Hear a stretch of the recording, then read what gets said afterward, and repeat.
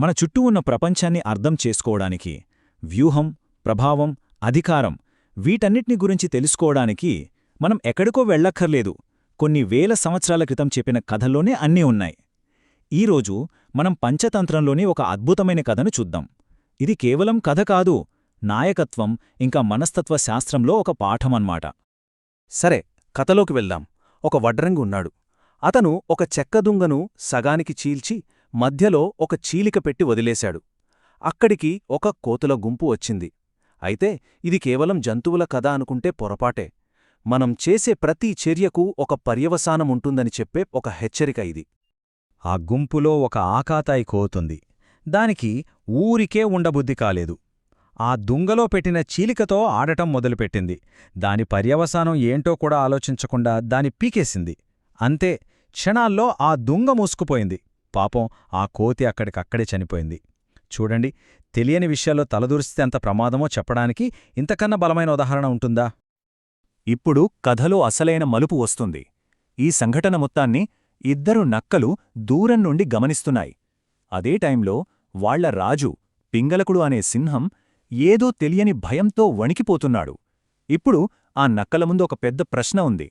ఏమీ చేయకుండా ఆ కోతిలా ప్రమాదంలో పడకుండా సైలెంట్గా ఉందామా, లేక రాజు భయాన్ని ఒక అవకాశంగా మార్చుకుందామా? ఆ రెండు నక్కల్లో ఒకదాని పేరు కరటక. అది ఆ కోతికి పట్టిన గతిని చూసి ఒక నిర్ణయానికొచ్చేసింది. అమ్మో, మనకెందుకీ గొడవ? రాజు వ్యవహారాలు మనకొద్దు. మనకు సంబంధం లేని విషయాలకు ఎంత దూరంగా ఉంటే అంత మంచిది అని వాదించింది. ఇది చాలామంది ఆలోచించే విధానం. రిస్క్ ఎందుకులే, ఉన్నంతలో బతికేద్దాం అనుకోవడమన్నమాట. కాని రెండవ నక్క, దమనక ఆలోచనా విధానం పూర్తిగా వేరు. అది కరటకతో అస్సలు ఏకీభవించలేదు. ఏంటి, సింహం మొదలేసిన మిగిలిపోయిన ఆహారం కోసం బతకడమా? అలా బతికేవి కాకులు. మనమలా కాదు. ఉన్నత స్థానానికి వెళ్లాలనే ఆశయం లేకపోతే ఆ జీవితమెందుకు అని ఎదురు ప్రశ్నించింది. ఒకటి సేఫ్ గేమ్ ఆడదామంటోంది, మరొకటి గెలవడానికే ఆడదామంటోంది. దమనక ప్రకారం అధికారం అనేది ఊరికే రాదు. మన విలువ ఏంటో, మన సామర్థ్యం ఏంటో పాలకుడికి నిరూపించుకున్నప్పుడే వస్తుంది. ఒక్క నిమిషం ఆలోచించండి. ఇది మనకిప్పుడున్న కార్పొరేట్ ప్రపంచానికి సరిగ్గా సరిపోతుంది కదూ? కేవలం జాబ్లో ఉండటం కాదు ముఖ్యం. మన స్కిల్స్తో కంపెనీకి ఎంత విలువిస్తున్నామనే దానిపైనే మన ఎదుగుదల ఆధారపడి ఉంటుంది. సరే, సీన్ చూస్తే రాజు భయంతో ఉన్నాడు. మంత్రులు ఏం చెయ్యాలో తెలియక అయోమయంలో ఉన్నారు. కరటకకు ఇదొక పెద్ద ప్రమాదంగా కనిపిస్తే, దమనకకు మాత్రం ఇదొక సువర్ణావకాశంలా కనిపించింది. బిజినెస్లో కానీ పాలిటిక్స్లో కానీ ఎప్పుడు చెప్పే మాటే ఇది. ప్రతి సంక్షోభం ఒక అవకాశాన్ని మోసుకొస్తుంది. దమనక ఆ అవకాశాన్ని పట్టుకోడానికి రెడీ అయింది. దమనక తన బలాన్ని నమ్మింది. అదేంటంటే ఎదుటివారి మనసులో ఏముందో చదవగలగడం. దీన్నే మనం ఈ రోజుల్లో ఎమోషనల్ ఇంటెలిజెన్స్ అంటున్నాం.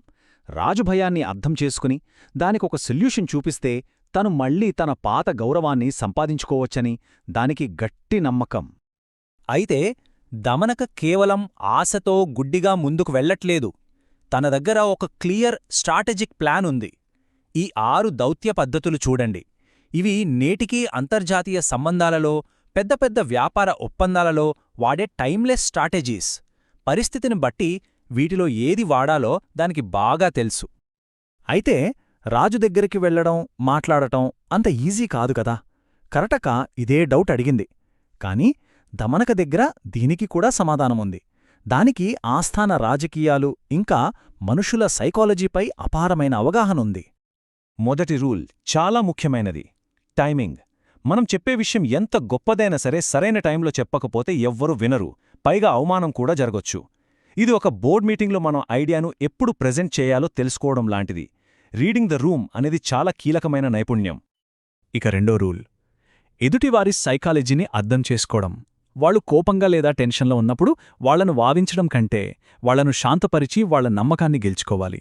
ఇది కేవలం పొగడ్త కాదు. ఇది మేనేజింగ్ అప్ లేదా క్లిష్టమైన వ్యక్తులతో ఎలా డీల్ చేయాలో చెప్పే ఒక ముఖ్యమైన వ్యూహం. సరే, ఈ సూత్రాల మీద పూర్తి నమ్మకంతో దమనక సింహరాజు పింగళకుడిని కలవడానికి ధైర్యంగా ముందుకు వెళ్ళింది.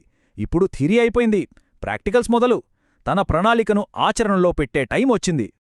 ఇక్కడ దమనక తనను తాను ఎలా పరిచయం చేసుకుందో చూడండి. అద్భుతం, అంతే. ఇదొక పర్ఫెక్ట్ పిచ్. చిన్న వస్తువుల ప్రాముఖ్యత చెప్పడం, రాజు తెలివిని పొగడటం, గొప్ప విషయాలు చిన్న చిన్న వాటి నుండే వస్తాయని చెప్పడం, ఇలా తన తక్కువ స్థాయిని ఒక బలహీనతగా కాకుండా ఒక ప్రత్యేకతగా చూపించింది. ఇదొక క్లాసిక్ పర్సుయేషన్ టెక్నిక్. అంతే, దమనక వాదనల్లోని పదును, దాని తెలివితేటలు రాజును కట్టిపడేశాయి. నువ్వెవరైనా పర్లేదు, నీ స్థాయి ఏంటనేది నాకనవసరం, నీ మనసులో ఏముందో సంకోచం లేకుండా చెప్పు అని రాజు దానికి మాటలాడే అవకాశమిచ్చాడు.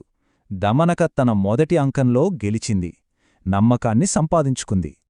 సరే, రాజు అనుమతి దొరికింది. ఇప్పుడు అసలు సమస్య ఏంటో తెలుసుకోవాలి. దమనక తన తర్వాతి ఎత్తుగడను చాలా జాగ్రత్తగా వేసింది. ముందుగా అది గోప్యతకు ప్రాధాన్యత ఇచ్చింది. అంటే మనం మాట్లాడుకునేది మన ఇద్దరి మధ్యే ఉండాలి అని అడిగింది.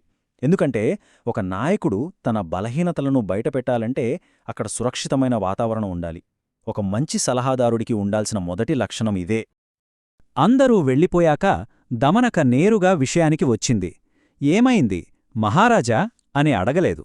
మీరు నది దగ్గరికి వెళ్ళి నీళ్లు తాగకుండా ఎందుకు వెనక్కి వచ్చారు అని చాలా నిర్దిష్టంగా అడిగింది.